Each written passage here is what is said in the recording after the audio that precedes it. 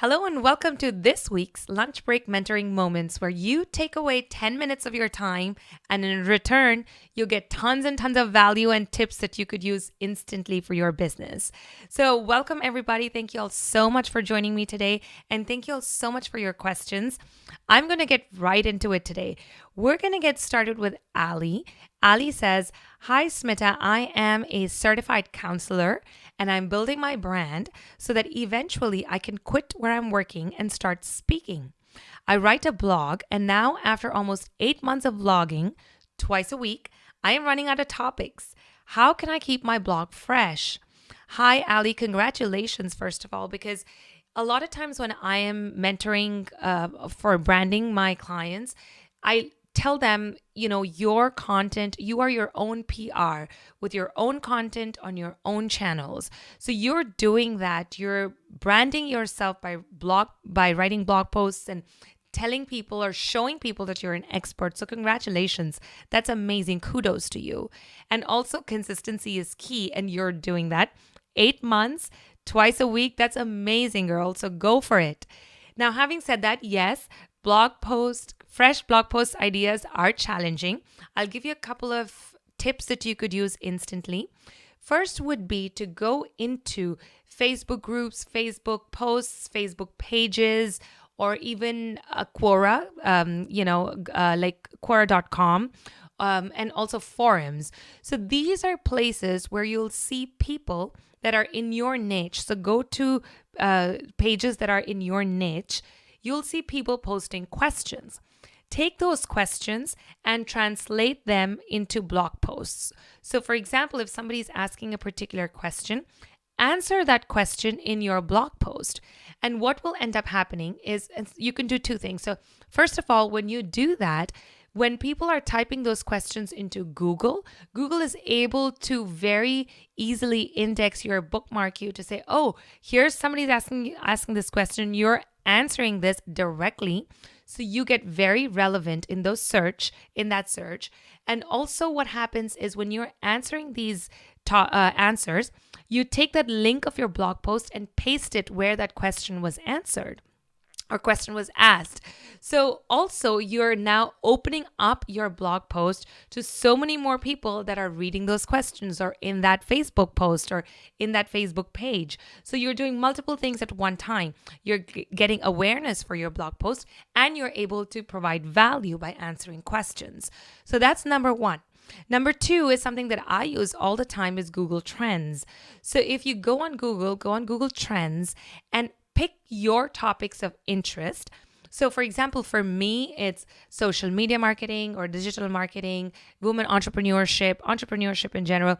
So all of these interest topics, I've told Google that every time there's an article or every time there's a news topic relevant to these areas of interest for me, send me an email. So once a day, I get an email with all of trending topics or trending articles in the topics that I'm interested in. And now I can take that and I can either turn them into blog articles with my opinion or, conflicting opinions or I'm agreeing with them. Also, I can take that and now that I know what's the latest and greatest, now I can use that for my blog topics. So use these two. Google Trends is a great idea to keep it fresh, keep your blog post fresh and relevant, and also answering questions. That's more evergreen because these questions are probably the questions that are asked all the time. And by you answering them, it's an evergreen content that's sitting on your blog page. So those are two. And also think with Google. That's another one that's great. There are also others that you have to pay for, like BuzzSumo is a great one, which tells you the trending, the relevant searches that are being done. Another great one that is a paid, subscription. So you have to figure out what you want to do. So try the free ones first, see how that goes. Now, another thing that will help you is to build out a content calendar. And once you're getting all these ideas through Google Trends and through the forums and stuff, start building a repository of ideas and push them into your content calendar.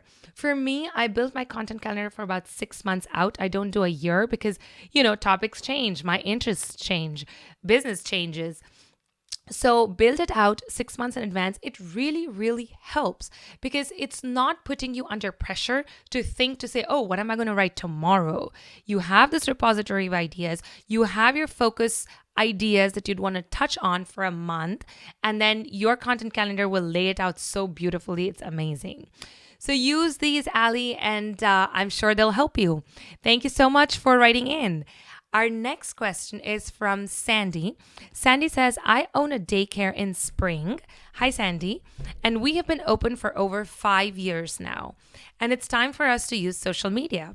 Should we start an Instagram page? Hi, Sandy. I'm going to ask you, why do you need an Instagram page? The first thing when we work with a lot of clients for their social media marketing, it's always, I ask them, the first question is, where does your audience hang out? So if your audience, Sandy, is hanging out on Instagram, I would say yes. But perhaps your audience is hanging out on Facebook, and maybe that's where you need to use your time and resources. Now, having said that, maybe you'll come back and say, oh, you know what, Smita, we're great in Facebook and we have our strategy, we have our plan, it's all laid out. And now we want to add another platform.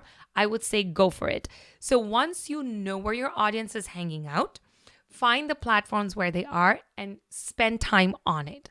Now, if you want to add more platforms, go for it as long as you know that you're able to do justice for it, right? So I would say the second question is, what are your goals that you want to accomplish?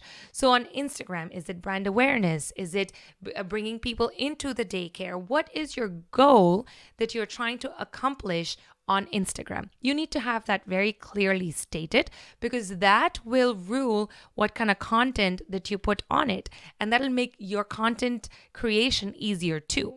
So have those two, clear out those two, and then you'll be set to go. Now, having said that, for Instagram, I'll give you a couple of tips. Definitely post at least 2 to 3 times a week.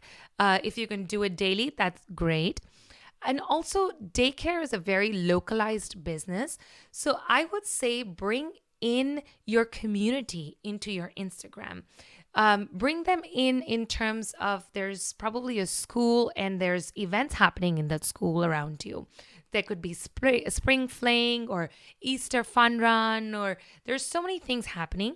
Now bring that into your Instagram page because now you're making it interactive with the community, with your local community. And also, once you do that, show off your culture on your Instagram page, right? So I'll give you an example. Last year, we worked with a Montessori who was very big, which was very big on clean eating, healthy eating, because they felt like the kids are there the whole day and it's their responsibility to provide them with healthy food. And there was a huge push last year on clean eating. So we created a campaign with hashtag clean eating. And it was amazing. So we did a whole campaign for them, for their Montessori clean eating. And it really made it so interactive with the kids and the teachers and the parents. And it got picked up by the local media. So there's a lot of ways to get PR out of it. But you have to make it relevant. You have to make it interactive. And also when you're picking your hashtags, make it localized, because just perhaps hash daycare is not going to help because there are probably 500,000 daycares in the country. So find hashtags that are relevant to your audience, to your community. Use those, bring in your community, and also make it relevant to what's going on. Perhaps there is Easter. So how do you bring Easter into your campaigns? Summer, how do you bring summer into your campaign? So make it fresh and relevant, and make it recognizable. Make your hashtags recognizable. So I hope that helps, guys. And thank you all so much again for joining me. Thank you, Ali, and thank you, Sandy.